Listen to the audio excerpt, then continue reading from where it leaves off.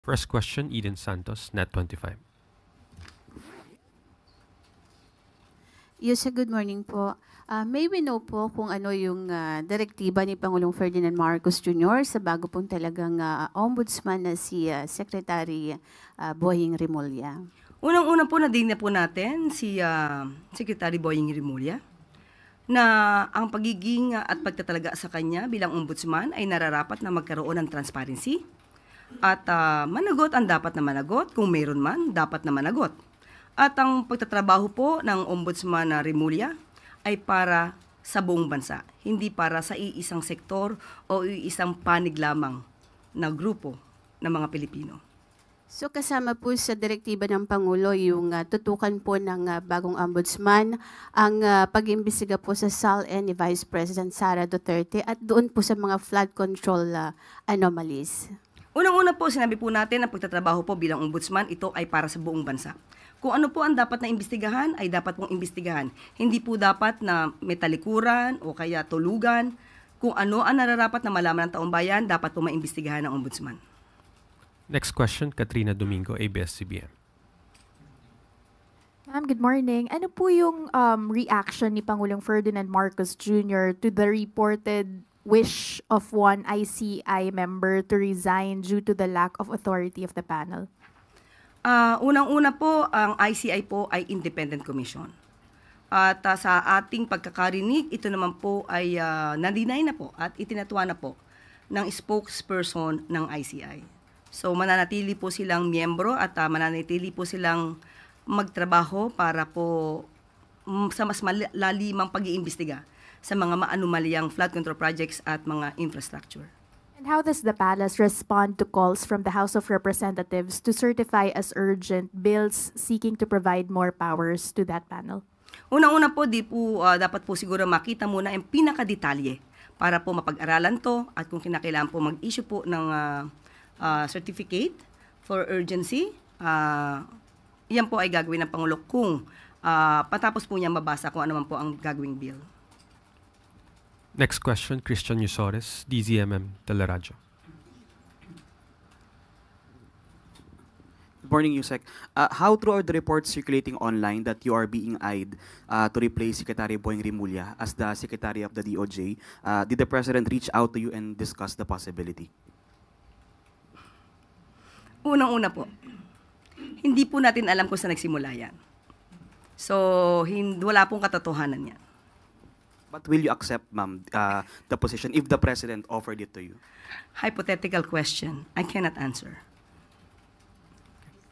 Next question, Ivan Mayrina, GMA News. Yusek, good morning. Pinakahuli lamang po sa mga nanawagan na buksan ang mga ICI proceedings sa iyang Iglesia ni Cristo. Alam ko ho, kahapon lang sinabi ninyo that the President respects the independence of the ICI at hindi siya manghihimasok. But surely that doesn't prevent him from recommending or at least taking a stand for transparency dahil ang panawagan po sa kanya ay pangunahan ang transparency and ultimately the credibility of the ICI that he himself built or created. Tama po. Ang Pangulo po sa lahat ng mga pagkakataon gusto may transparency. Sa lahat ng pag-iimbestiga, dapat may transparency, walang tinatago.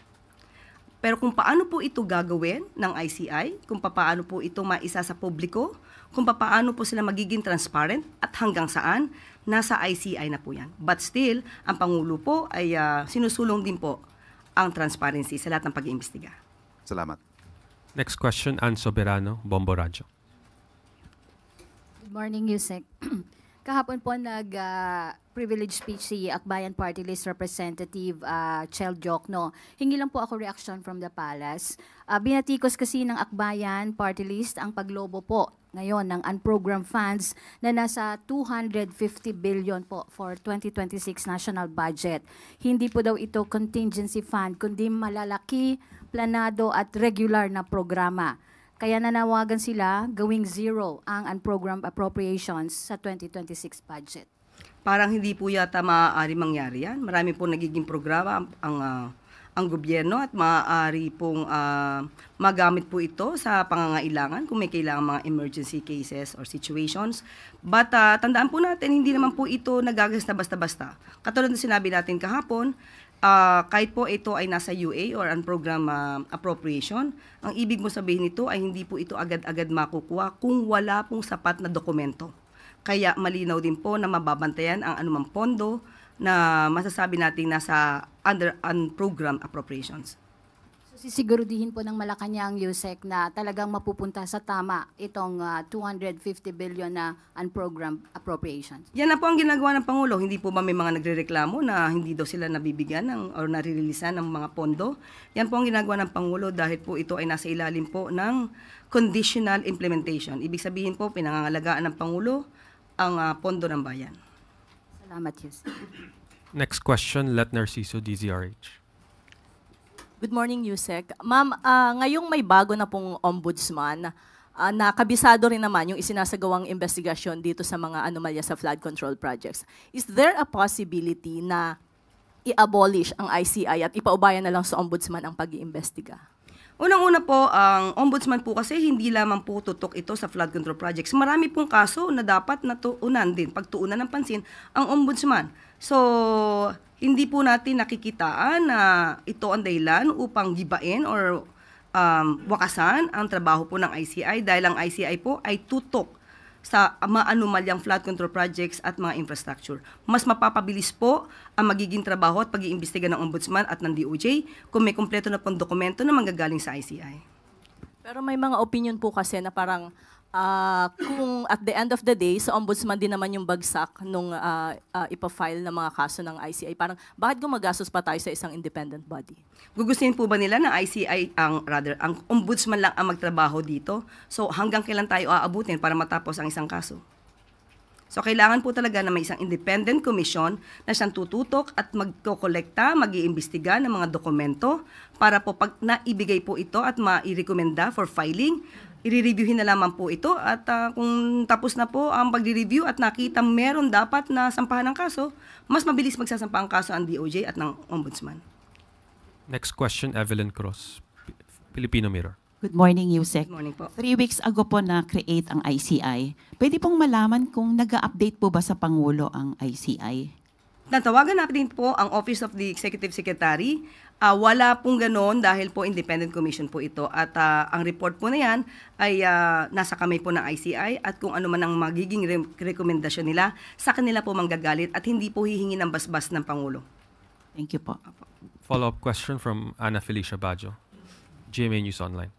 Ma'am, quick follow-up lang. Balikan ko lang yung sa next DOJ Secretary. Meron na po ba tayong shortlist? Kasi kahapon po nagtalaga lang po sila ng OIC and incoming Ombudsman Remulla is expected to take his oath on Thursday po.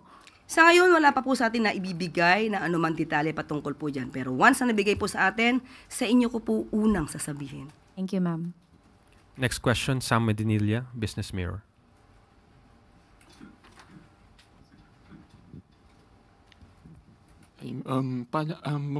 For Yusek Castro, para sa reaction lang po regarding po dun sa recent inflation figures na nag-slow down raw po compared sa last year.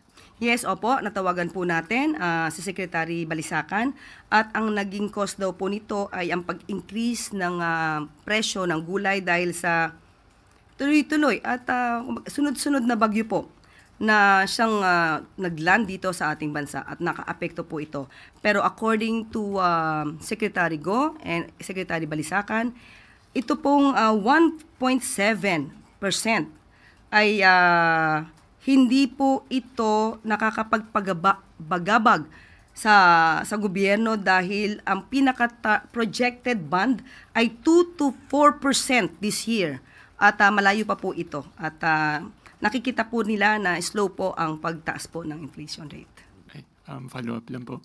Since nag-start po yung Marcos administration ng anti-corruption drive, may napansin na po ba yung mga economic managers na impact sa economy yung ginagawang investigation? Sa ngayon ay wala pa pong naiuulat sa atin at malamang by tomorrow siguro or next week, aalamin po natin sa economic team kung ano po ang maaaring naging epekto nito. Thank you po.